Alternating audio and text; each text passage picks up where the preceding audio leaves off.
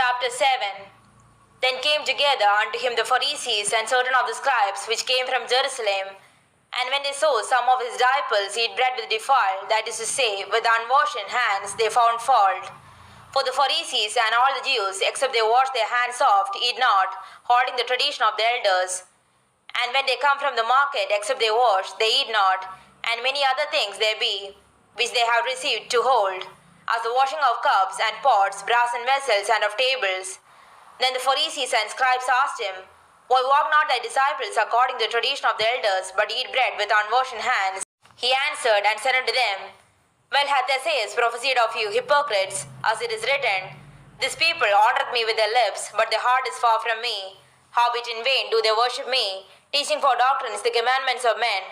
For laying aside the commandment of God, ye hold the tradition of men, as the washing of pots and cups, and many other such like things ye do.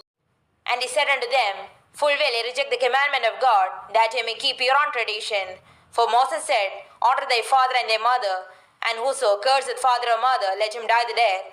But ye say, If a man shall say to his father or mother, It is Korban, that is to say, a gift, by whatsoever thou mightest be profited by me, he shall be free.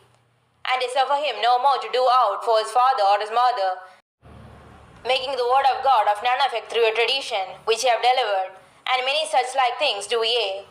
And when he had called all the people unto him, he said unto them, Hearken unto me every one of you, and understand, there is nothing from without a man that entering into him can defile him, but the things which come out of him, those are they that defile the man. If any man have ears to hear, let him hear. And when he was entered into the house from the people, his disciples asked him concerning the parable, and he said unto them, Are ye so without understanding also? Do ye not perceive that whatsoever thing from without entereth into the man, it cannot defile him? Because it entereth not into his heart, but into the belly, and goeth out into the draught, purging all meats. And he said, That which cometh out of the man, that defileth the man.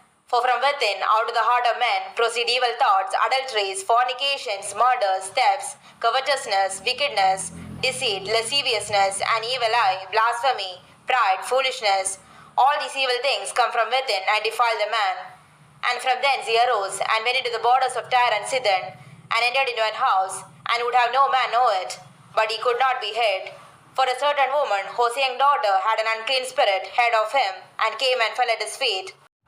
The woman was a Greek, a Syrophoenician by nation, and she besought him that he would cast forth the devil out of her daughter. But Jesus said unto her, Let the children first be filled, for it is not meet to take the children's bread and to cast it unto the dogs. And she answered and said unto him, Yes, Lord, yet the dogs under the table eat of the children's crumbs. And he said unto her, For this saying, Go thy way, the devil is gone out of the daughter. And when she was come to her house, she found the devil gone out, and her daughter laid upon the bed. And again, departing from the coast of Tyre and Sidon, he came unto the sea of Galilee, through the midst of the coast of Decapolis. And they bring unto him one that was deaf, and had an impediment in his speech. And they beseech him to put his hand upon him. And he took him aside from the multitude, and put his fingers into his ears, and he spit, and touched his tongue. And looking up to heaven, he sighed, and said unto him, Ephphatha, that is, be opened. And straightway his ears were opened, and the string of his tongue was loosed, and he spake plain. And he charged them that they should tell no man, but the more he charged them, so much the more a great deal they published it.